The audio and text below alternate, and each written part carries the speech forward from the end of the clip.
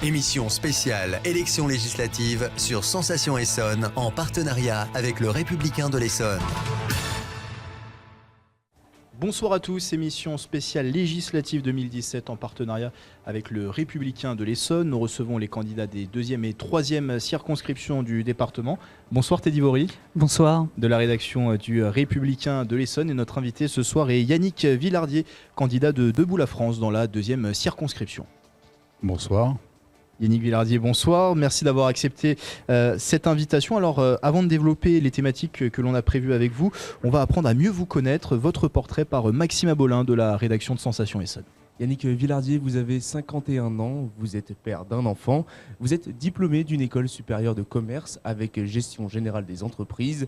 Aujourd'hui sans emploi, vous êtes le fondateur du think tank Agora des ruralités, lieutenant de louveterie ou encore apiculteur. Vous êtes également engagé dans différentes structures associatives.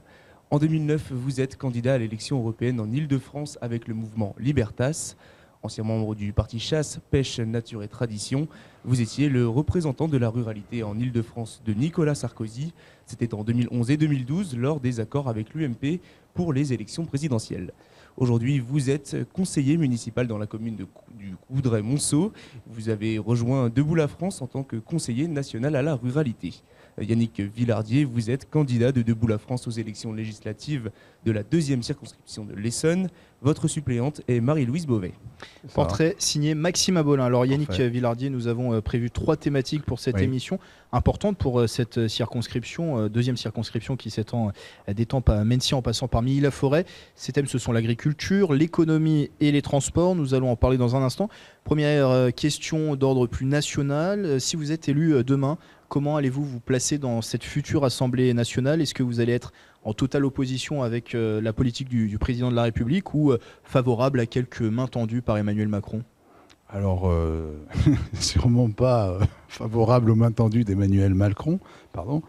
Par contre, si je suis élu député, non, je ne m'opposerai pas à tous les projets de loi, ni tous les projets gouvernementaux. Non, non.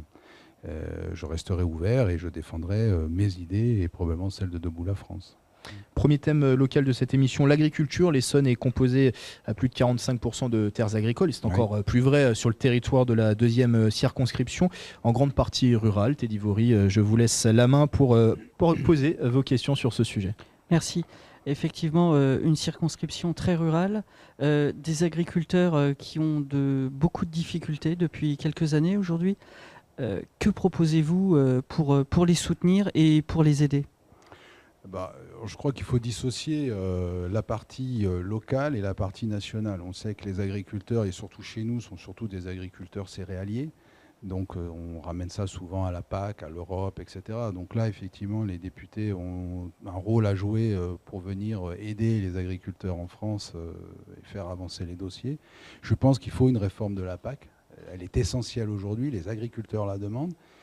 Et puis plus localement, on a des agriculteurs qui sont effectivement souvent en souffrance. On l'a vu l'année dernière avec les intempéries. On le voit aussi parce qu'on est dans zone rurale, mais on est aussi souvent en zone périurbaine, donc ils souffrent d'un certain nombre de problèmes liés à la fréquentation des gens, les incivilités et autres. Et puis après, sur l'agriculture en elle-même, je pense qu'il faut trouver les moyens de diversifier l'agriculture. Le fait, par exemple, qu'un agriculteur céréalier puisse mettre en place des activités annexes pour pouvoir développer une économie qui vienne renforcer ce qu'il fait déjà.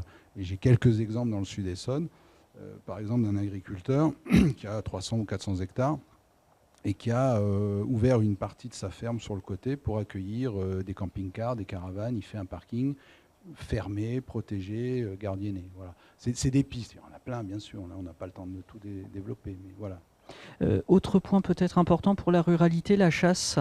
C'est un domaine que vous connaissez bien. Et là, que peut-on faire pour déjà préserver cette tradition et lui permettre de continuer de vivre bien? Plein de choses. En fait, la chasse, je crois que c'est comme le reste de la société française. En fait, on voit qu'on est dans une société qui est en train de se reconstruire. Et les chasseurs qui sont restés très longtemps repliés sur eux-mêmes sont aujourd'hui aussi eux-mêmes en train de s'ouvrir vers la société. Ils sont en train de communiquer. Et la chasse dans nos régions joue un rôle essentiel, notamment pour je dirais, limiter les populations de sangliers qui font d'énormes dégâts sur les exploitations agricoles.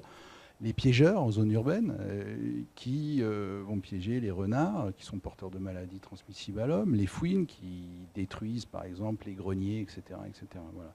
Donc le monde de la chasse, effectivement, aujourd'hui est à sa tête un président national en fait, qui est en train de développer un certain nombre de projets et de programmes. Il faut effectivement savoir qu'en Essonne, c'est à peu près 10 000 personnes qui prennent un permis de chasse.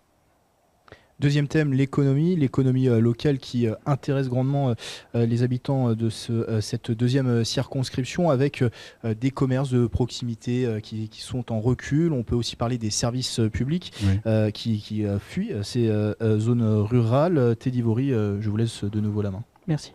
Effectivement, sur ce domaine de l'économie dans le Sud Essonne, vous proposez des pistes de réflexion intéressantes, notamment sur le tourisme qui pourrait être moteur pour le Sud Essonne. Vous pouvez nous en dire plus ? Alors, sur le tourisme, je pense en effet que c'est l'un des maillons essentiels aujourd'hui pour réussir à développer une forme d'économie. Notamment parce que la France est un des pays européens qui accueille le plus de touristes. Et on est en déficit dans nos régions, en Île-de-France, et notamment ici, sur cette deuxième circonscription de l'Essonne, et dans l'Essonne en général d'ailleurs. Et ce serait le moyen, effectivement, alors on rejoint les agriculteurs, parce que ça permet aux agriculteurs de développer un certain nombre de choses, parce qu'on parle de tourisme rural, mais le tourisme rural, ça peut être aussi du sport, ça peut être de la randonnée, ça peut être du vélo, ça peut être des balades, ça peut être un moyen de valoriser nos marais du conseil départemental. Enfin voilà, il y a plein de pistes, et c'est aussi le moyen de faire revivre des restaurants, de faire construire des hôtels, de faire vivre des hôtels, et donc de remettre du sens dans une économie locale qui aujourd'hui est moribonde. Et vous parliez des commerces. Moi, effectivement, je parle des commerces de bourg. Je pense qu'il faut faire revivre les commerces de bourg, parce qu'aujourd'hui, ils ferment, et ce sont nos villages qui se meurent. Et quant au service public, c'est un de mes vieux combats. Je crois qu'il faut revenir sur les réformes de Nicolas Sarkozy, revenir sur les réformes de François Hollande, et remettre effectivement de la vie, parce qu'on nous ferme nos trésoreries publiques, on nous ferme nos pôles emploi, on nous ferme nos hôpitaux, on nous ferme nos tribunaux, mais les gens qui vivent en zone rurale, ils ont besoin de ce service de proximité. La Poste, par exemple. Voilà. On parlait économie, forcément un dernier thème qui en découle, ce sont les transports primordiaux pour le déplacement des habitants.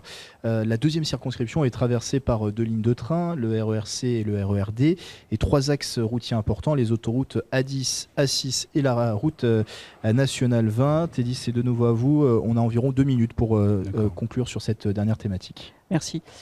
Oui, des transports en commun défaillants sur les lignes C et D, des axes routiers saturés. Comment faire pour que les Essonniens qui doivent se déplacer puissent le faire dans de bonnes conditions ?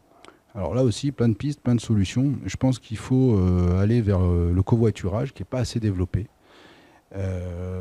Les transports en commun avec les bus, les lignes de bus, là aussi elles ne sont pas développées, même si une partie concerne effectivement la région, etc. Et puis il y a un concept dont on ne parle pas, mais qui est en train de se développer ailleurs en France, qui est testé en tout cas, qui est souvent d'ailleurs sous la responsabilité des conseils départementaux, c'est le transport à la demande. Et le transport à la demande, dans les zones où test aujourd'hui, remporte un très très grand succès. Ça ne coûte pas beaucoup d'argent. Et ça permet de solutionner ces problèmes effectivement de transport, notamment de la ligne D et C, voilà, qu'on connaît bien. Voilà. Pour refermer cette émission, il vous reste à peu près 30 secondes. Le mot de la fin, peut-être un message que vous voulez adresser aux électeurs ? Un message, un député, si je suis élu, intègre, un homme de terrain, qui connaît la ruralité, qui connaît les problèmes des habitants de cette circonscription. Voilà.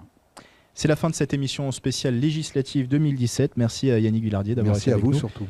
Candidat de Debout la France dans la deuxième circonscription. Merci Teddy Vory. Merci Grégory. Journaliste pour Le Républicain de l'Essonne. Merci à Maxime Abolin, aux équipes techniques et à la commune de Lardy pour nous avoir prêté cette salle d'exposition où nous réalisons cette interview. Liste complète des candidats et émissions à retrouver au www.radiosensation.fr. Excellente soirée à tous.